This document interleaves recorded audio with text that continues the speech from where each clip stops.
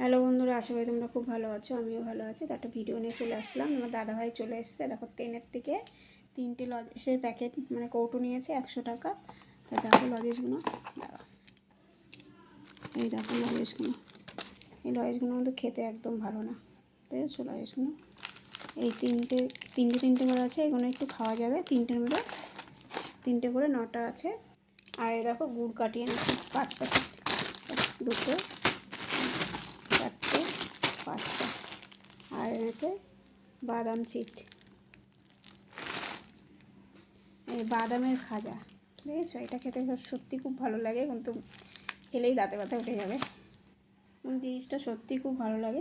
সবার তার দাঁতে ব্যথা না, আমার দাঁতে ব্যথায় তাই বললাম।